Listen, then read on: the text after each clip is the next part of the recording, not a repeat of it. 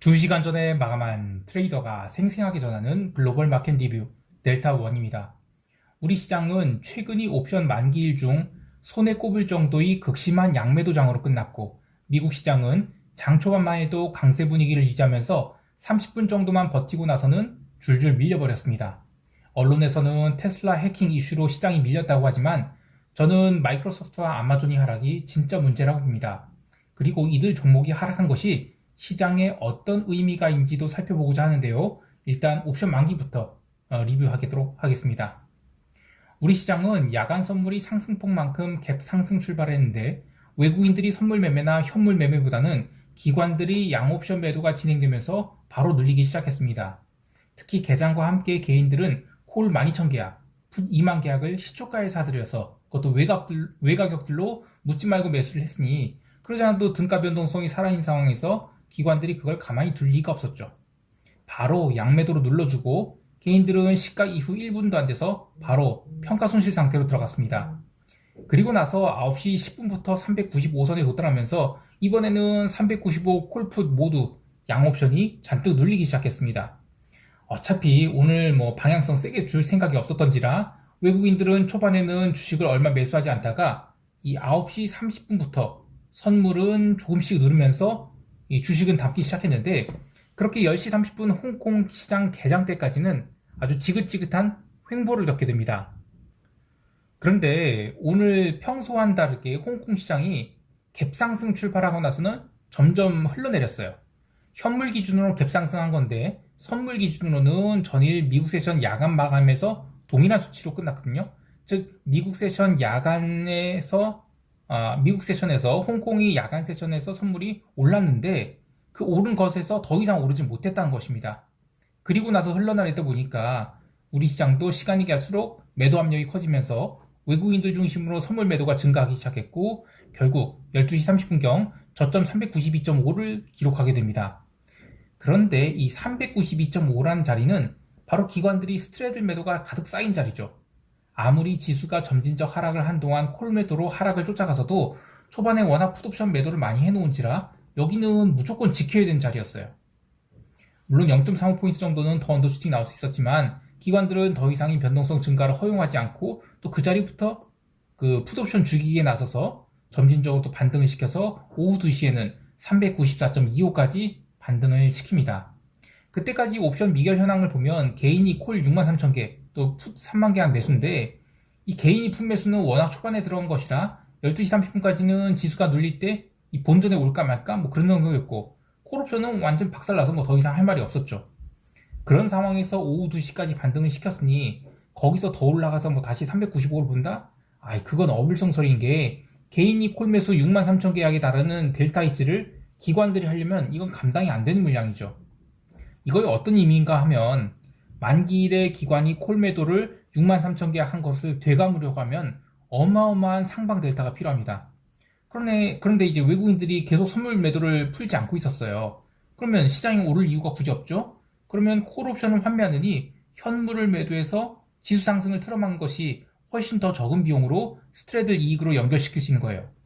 오늘 기관들이 현물 매매 형태를 보면 지수가 밀릴 때 현물을 조심스럽게 매수해서 하방을 받쳤는데, 12시 이후에는 배당 차익 청산용 현물 매도를 금융투자와 연기금이 함께 내놓기 시작해서 반등의 힘을 억눌렀고요. 결국 393포인트로 마감시켜서 사실상 개인들이 오늘 매수한 양 옵션을 모조리 죽였다라고 할 수 있겠습니다. 참 안타까운 게, 어제 3프로TV에서 제가 참 좋아하는 이 최창규 본부장이 목요일 선물 시황에 대해서 선물 베이시스가 오랜만에 콘텐고로 전환된 것에 대해서 굉장히 긍정적인 평가를 했어요. 물론 저도 그렇게 해요. 그런데 그러면서 이제 최창규 본부장은 이번 옵션 만기는 매수 우위로 끝날 가능성이 있다라는 얘기를 했는데, 저는 이 부분에 대해서는 반은 맞고 반은 틀리다라고 보고 있어요. 무슨 얘기냐면, 물론 이런 건 있어요. 이 3프로TV 같은 데서 이제 어려운 컨버전이니 리버셜이니 이런 얘기하면 동시 접속자 떨어지고 구독자 떨어지니까 대충 적당히 얘기한 것 같긴 해요. 그런데 델타원 채널에서는 얼렁뚱땅 얘기할 수가 없죠. 간단히 얘기해 볼게요. 그래도 자, 1월물 옵션 만기는 선물 옵션 동시 만기가 아니라 현물과 옵션이 동시 만기예요. 그러니까 만기일 마감 동시 효과에 현물이 매수 우위로 끝날지 매도 우위로 끝날지는 이 해당 월물에서 현물과 선물이 차익거래 물량도 중요하지만 옵션, 즉 합성 선물과 현물이 차익거래 물량도 되게 중요해요. 근데 이번 옵션 월물이 특징이 스트레들 위주의 시장이었다라는 얘기를 했죠. 그러니까 딱히 옵션 쪽에서는 추세적으로 고평가된 옵션이 없었다는 거예요. 가령 예를 들면 급등장이 막 이어진다. 그러면 이제 콜옵션 고평가가 일어나서 나중에는 컨버전 차익거래가 쌓여요. 또 급락장이 이어지게 되면 풋옵션 고평가가 일어나서 리버셜 차익거래가 쌓이게 됩니다. 근데 이번 1월물은 급등도 급락도 아니었어요. 그러니까 기존에 끌고 오던 현물, 선물 차익거래 외에는 옵션에서는 이 쌓여있는 차익거래가 의미 수준이 아니었기 때문에 이번 만기는 배당 차익거래 외에는 청산될 물량이 특별히 없었다고 봐야 됩니다.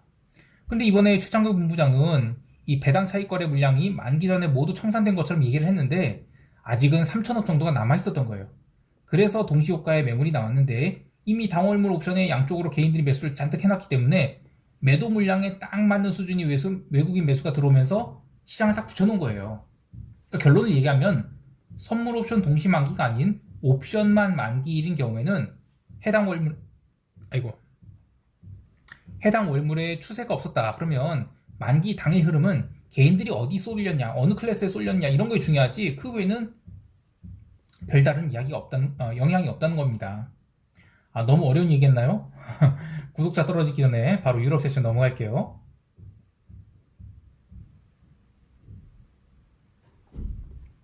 오늘도 유럽 증시는 조용했습니다. 밀리지도 않고 오르지도 않다가 미국 세션 개장 1시간 전부터 조심스럽게 상승을 시도해서 미국 본장 개장 후 30분까지는 함께 상승을 했는데 딱 거기까지만이었어요. 미국 증시 하락과 함께 슬슬 밀리면서 결국 마이너스로 끝났는데요. 증시는 그렇다 치지만 오늘은 채권 시장에서 큰 움직임이 있었습니다. 특히 유럽 장기 국채가 이틀 연속 크게 상승했는데요. 독일 30년물 같은 경우에는 무려 1.43% 급등을 스트레이트로 뽑기도 했습니다. 이 장기 채권이 변동성이 크다는 것을 감안해도 좀 과도한 상승이라고 여겨지는데요. 특별한 이슈가 없는 상황에서 유럽 장기 채권 매수가 꾸준히 들어오면서 미 국채도 끌어올렸죠. 일부에서 이야기한 것처럼 미국 생산자 물가지수가 미스한 것을 가지고 채권이 올랐다고 하지만 저는 그것보다는 유럽 국채가 계속 상승함에 따라 미국 국채의 상대적 매력이 부각돼서 올라온 것이 메인이라고 할 수 있겠어요. 왜냐면 그 PPI 발표 때 이미 유럽 국채는 한참 그때 1.1% 올라와 있을 때고요. 미국 국채도 바닥에서 제법 올라온 상태였죠. 또 새벽 3시에 있었던 미국 30년물 국채 입찰은 무난한 수준에서 낙찰됐어요. 그러니까 결국에는 유럽 채권이 추가 숏 커버링이 나오면서 미국 채도 단기물 장기물 할 거 없이 종가 고가로 반등해서 마감했다. 그러니까 유럽 채권이 수급이 미국 국채를 끌어올렸다. 이렇게 보면 되겠습니다. 통화시장에서는 유로화와 엔화가 고르게 상승했는데 특히 엔화의 상승이 두드러지죠. 이는 그동안에 작년에 이제 과도하게 엔화가 눌렸다는 인식 때문에 오른 것인데 창 후반 들어 미국 증시가 눌리게 될 때 이 커머디티 통화와 그 다음에 유로화가 어느 정도 눌렸지만 엔화는 빳빳하게 버텼어요. 근데 이거는 리스크 프리미엄을 이 엔화가 조금씩 반영하기 시작한 것이 아닌가 이렇게 보고 있습니다. 하기사 작년에 엔화를 진짜 과도하게 눌려졌겠죠. 커머디티는 천연가스가 고변동성 종목답게 10.87% 하락하면서 전일이 상승분을 죄다 깠는데 이 재고 발표 전에 이미 눌리기 시작해서 재고 발표 때는 이미 8% 넘게 밀렸죠. 그래서 재고로 인해 눌린 건 아니고 그냥 속도 조절 차원에서의 하락으로 보고 있습니다. 물론 러시아와 우크라이나 간 긴장이 또 상승해서 유럽 천연가스가 12% 상승을 했죠. 그래서 그렇게 하면서 이 스프레드가 벌어진 것도 원인이라고 할 수 있겠습니다. 또한 기름과 구리는 유럽 세션에서 아주 단단히 버텼지만 미국 세션에서 주가 하락이 가속화되자 일시적인 리스크 오프가 생기면서 마이너스 1%대 하락을 했는데 증시 하락에 비하면 아무것도 아니에요. 그래서 어쨌든 구리는 톤당 1만 달러 약간 하회했지만 그래도 뭐 자연스러운 조정이라고 볼 수 있겠습니다. 그 외에 골드는 의외로 미국 세션 초반에서 장중 조정을 1811달러까지 줬다가 다 22달러까지 올라왔죠. 이거는 그냥 수급 이슈로 움직인 것을 보기 때문에 딱히 의미를 줄 수는 없겠습니다. 자, 유럽 세션 요약하면 장기 채권이 쇼트 커버링으로 급등했으며 커머디티는 눌리기는 했지만 나름 선방했다라고 볼 수 있고요. 자, 이제 미국 세션 갈게요.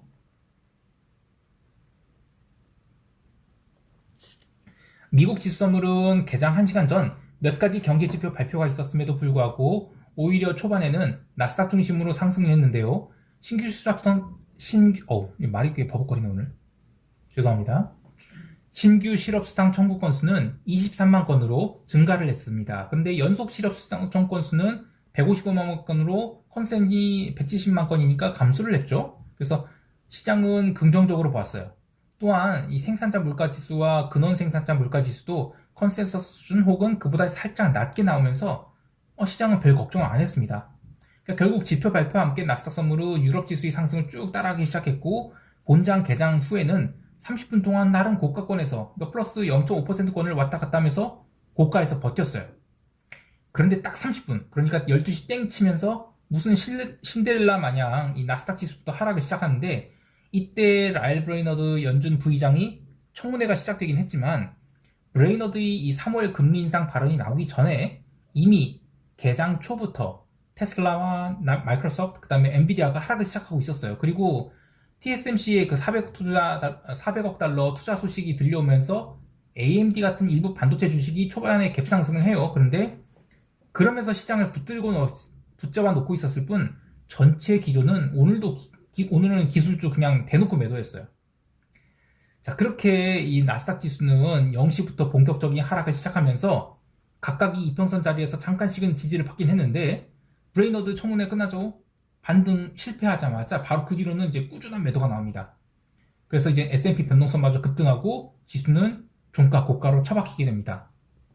오늘 시장의 하락에 관해 일부에서는 이 테슬라 해킹 관련 우려 때문에 하락을 했다고 하지만, 테슬라만 하락한 것이 아니라 대부분이 기술주가 구글은 빼고요. 구글은 초반에 버텼습니다. 대부분이 기술주가 시가 고가로 계속 밀리기 시작했어요. 그래서 이거는 그냥 어제까지는 시장을 억지로 받친 것이고 오늘은 그걸 모조리 깠다, 이렇게 보면 되겠습니다. 개별 종목 보면 뭐 다들 18호 딩딩한데, 로빈후드가 다시 15.3달러에서 15.3달러까지 마이너스 5% 하락을 해서 마감했고, 주요 밈스탁도 아래로 처박혔어요. 금융주는 오전장까지는 버티다가 오후장에 밀려버렸는데요. 금융주보다 더 걱정인 것은 소비재 주식들입니다. 스타벅스나 에스틸로더 그리고 나이키 같은 종목들 계속 밀리는 거는 이 인플레이션으로 인한 소비 위축으로 반영한 게 아닌가, 그런 생각을 합니다. 자, 그리고 내일은 이 JP모건부터 시작해서 이제 실적 발표가 좀 있어요. 그래서 실적 발표 때 그 컨센서스를 뭐 비트하는 종목도 있겠지만 그 이후의 반응이, 시장 반응이 되게 중요해요. 실적이 잘 나왔는데 밀린다, 일시적으로 올랐다가 밀린다, 이러면 시장은 앞으로도 계속 밀린다라고 보는 것이 맞습니다. 그래서 대형주들, 특히 이제 당분간 실적이 좋을 것으로 예상되는 금융주들이 반응이 어떻게 나온지 이걸 좀 잘 관찰해 봐야 되겠습니다. 지수 변동성은 20.31포인트로 급등을 했어요. 근데 이번 주의 변동성 고점을 돌파하지 못했는데, 이 주봉상 음봉도찌가 나왔음에도 불구하고 아직 변동성이 고점을 돌파하지 못한 것은 이 다음 주 변동성 선물 만기를 앞두고 변동성 지수와 선물이 거의 붙어 있기 때문인데, 이 어떤 이유로든 금요일 시장을 아래로 밀어버리게 되면 변동성 지수가 폭발할 가능성이 있습니다. 저는 오늘 지수가 좀 더 반등이 나와서 16,000포인트 나스닥 기준 살짝 상회했다가 내려갈 것으로 보고 콜매도를 쌓지 못하고 이 매도 단타밖에 못했어요. 참 아쉽게 됐습니다. 마지막으로 오늘은 홍콩 지수 선물이 미국 개장 초에 바로 매도가 나왔다는 것이 이번 주의 흐름과 좀 다른 부분인데, 홍콩과 중국 증시 괴리가 큰 것을 고려하면 아무래도 이 홍콩만 먼저 달리는 것이 좀 부담스럽다고 여겨지는 것 같아요. 자, 여기까지 하고 시장 총평하면서 대응 전략 이야기할게요. 한국 시장은 변동성이 해외 시장 대비 과도하게 빠져 있는지라 당분간은 옵션 매도를 주의해야 될 것으로 봅니다. 그나마 옵션이 사주 옵션이라 프리미엄이 어느 정도 빠져 있는 것은 인정하지만, 방금 마감한 해외 시장이 급락한 관계로 우리 시장도 오전장만큼은 이 눌림이 나올 수 있다고 봐요. 따라서 이 넉넉한 외가격 옵션 위주로 약 하방이 양매도를 조금씩 쌓는 게 좋겠습니다. 특히 홍콩 세션이 중간 반등 시에 올라온 것은 아주 적극적인 콜매도를 쌓는 기회로 여기는 것이 좋겠고요. 또 오후장에 눌림이 나오면 그때는 양매도 포지션을 어느 정도 줄여서 오버나이트 하거나 레이쇼 스프레드로 전환해서 넘기는 것도 나쁘지 않겠습니다. 여하튼 급락은 또 쉽지 않다라고 보고 대응하고자 해요. 대신 오후에 급락이 나오면 그거는 좀 문제가 있으니까 그때는 풋매도를 좀 줄이든지 콜매도를 좀 더 늘려서 대응하는 것이 좋겠습니다. 해외 시장은 이 단기 수급 이슈로 장기 채권들이 급등을 했는데 채권 매도의 찬스로 보고 있어요. 다만 이번 주는 나올 만한 이슈가 다 나왔죠. 그래서 또 저는 이제 오늘 그 30년물 옥션 마치고 10년물 미국채 2개를 매도를 때렸어요. 다음 주에 증시가 불안할 때 장기 채권들도 추가 올라올 것 같은데 그때 또 올라오면 매도 찬스로 여기고 매도를 더 쌓을 계획입니다. 마찬가지로 오늘 미국 증시 5장 하락에 유로화가 눌렸는데 유로화 추가 매수로 여기고 또 선물 매수 추가해서 평단 1.1385에 20계약 롱 이렇게 뭉개고 있습니다. 유로화의 상단은 한참 더 열려있다고 봐요. 그런데 일단 변동성이 한번 터졌거든요. 그래서 중간 눌림도 얼마든지 있을 수 있기 때문에 비달러 롱을 풀로 지르지 마시고 계속 리스크 관리하면서 포지션을 빌드업 하시기 바랍니다. 그 외에 대만 지수 선물은 아쉽게도 TSMC 급등과 함께 손절매를 했어요. 평단 1611에서 1633까지도 손절을 한 게 참 아쉽긴 하지만 일단은 리스크 관리 차원에서 손절매를 했습니다. 마지막으로 이 포지션은 없지만 천연가스는 이제 마지막 이벤트를 앞두고 있는 것 같아요. 바로 우크라이나 전쟁 이슈죠. 그 미국 러시아 회담이 영 이상하게 흘러가고 있고 유럽은 또 러시아 제재를 6개월 연장했으니 클라이막스에 다다른 것 같아요. 그러나 실제 전쟁이 발생하게 되면 이 가스 가격이 천정부지로 솟을 때 그게 이제 천연가스 시세의 마지막이 될 것으로 봅니다. 그래서 전쟁 소식이 들려오면 천연가스 숏을 치라는 게 아니라 롱 포지션 청산하고 당분간 가스는 쳐다보지 말자. 뭐 그렇게 생각하고 있습니다. 자, 오늘 하루도 성공 투자하시길 바라고요. 이상 델타원이었습니다. 감사합니다.